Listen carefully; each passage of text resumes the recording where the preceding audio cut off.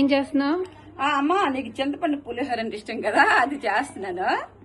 దీనికి ప్రాసెస్ 2 గ్లాసులు బియ్యంకి గుప్పుడు శనగపప్పు చాలు, 2 కలిపేసి శుభ్రంగా కడిగేసి తెప్పల్లో వాటర్ వేసి నిండగా వాటర్ వేసేస్తాము. అందులో కొంచెం పసుపు కూడా వేయాలా, కొంచెం పలుకు మీద వార్చాలి పులిహోర కోసం. వార్చింది ఇది వార్చేసింది.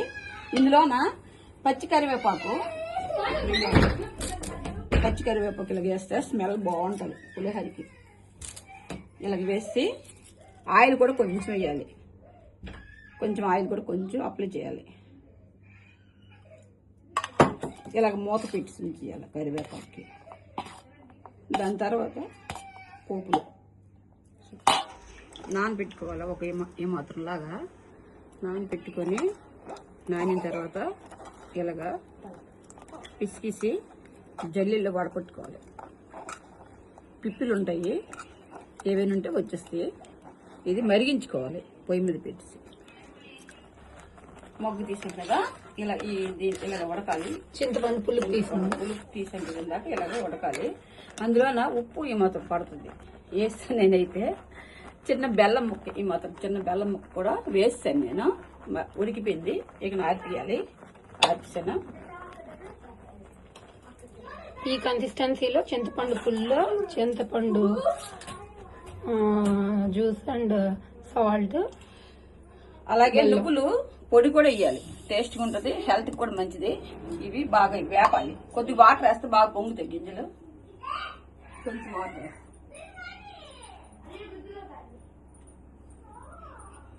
వాటర్ కొంచెం వేసాక మనం వేయించుకోవాలి. ఇలా వేయించుకుని గింజ పొంగినట్టు ఉంటుంది. చల్లారిన తర్వాత మిక్స్ చేసుకోవాలి. ఇది వేయించాం కదా, ఇలాగ వేగాలి. నువ్వులు ఇలాగ మాడుకుంటా, బ్రౌన్ కలర్ కూడా రాకూడదు, ఇలాగ వేగాలి. పొంగుతాయి గింజలు. ఇదన్నమాట మిక్స్ చేసుకోవాలి.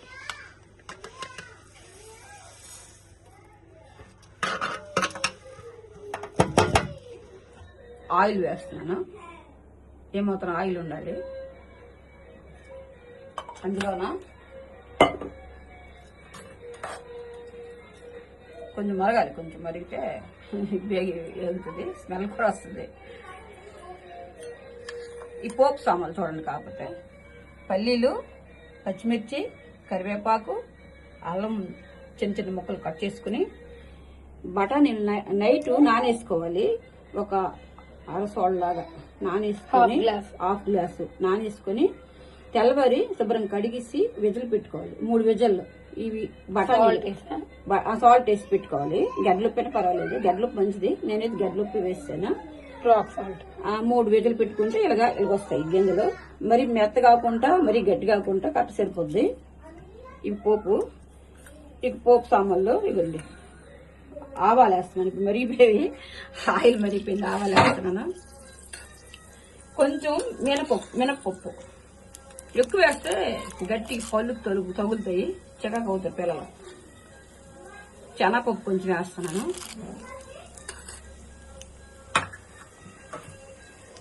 ఇంగువ, పులిహోరకి ఇంగువే స్పెషల్. ఇంగువ అది పడుతుంది, ఇదే మెయిన్ ఇంగ్రీడియంట్. ఇది కొంచెం బ్రౌన్ కలర్ వచ్చిన తర్వాత పచ్చిమిర్చి అవి వేసుకోవాలి.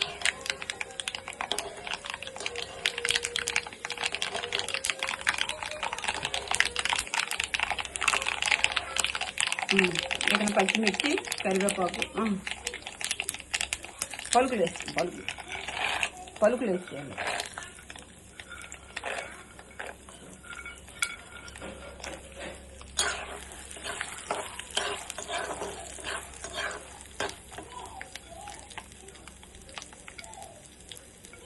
పలుకులు కొంతమందికి ఎక్కువ ఇష్టం ఉంటుంది, కొంతమందికి తక్కువ ఇష్టం ఉంటుంది.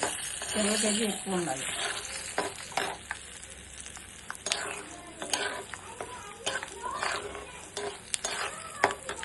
బఠానీలు కూడాను కొంతమంది వేస్తారు, కొంతమంది వేయరు. మా వారికి అయితే బఠానీలు వేస్తాను ఇష్టం.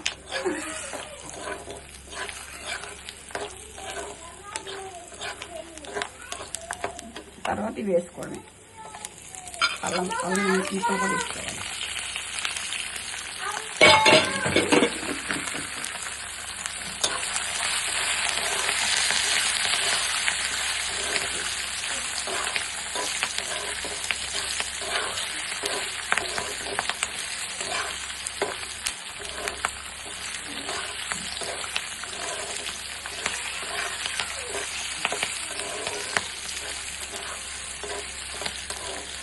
వేగిన లాస్ట్లో ఫైనల్ బఠానీలు, ఉడకపెట్టిన బఠానీలు ఈ అన్నంలో వేసేసాము.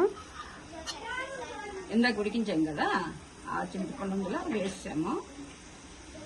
పోపు వేగింది, స్మెల్ బాగా వస్తుంది. స్మెల్ పులిహోర స్మెల్ బాగా వస్తుంది.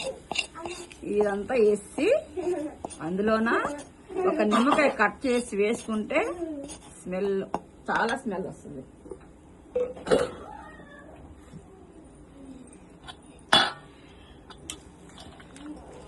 నువ్వుల పొడి ఇందాక వేపాం కదా, నువ్వుల పొడి చేసాం కదా, అది కూడా వేసుకోవాలి. నువ్వులు ఎంత తింటే అంత మంచిది, హెల్తీ ఫుడ్. పూర్వకాలం వంటలు మంచిదనిసి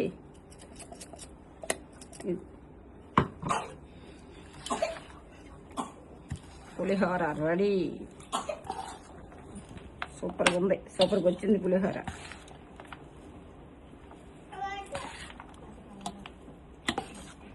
లాస్ట్ అండ్ ఫైనల్ ఒక నిమ్మకాయ చెక్క, నిమ్మకాయ అంగదేసింది.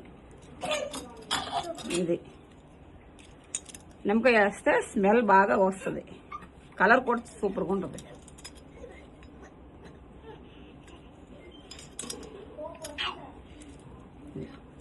ఒకటి సరిపోతుంది.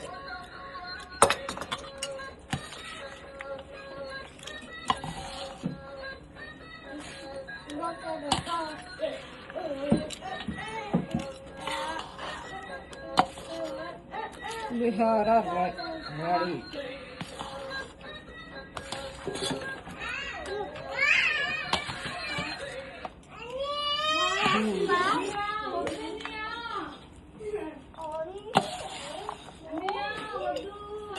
కలర్ బాగా వచ్చింది కదా, సూపర్గా. టేస్ట్ కూడా అలాగే ఉంటుంది. అయిపోయింది.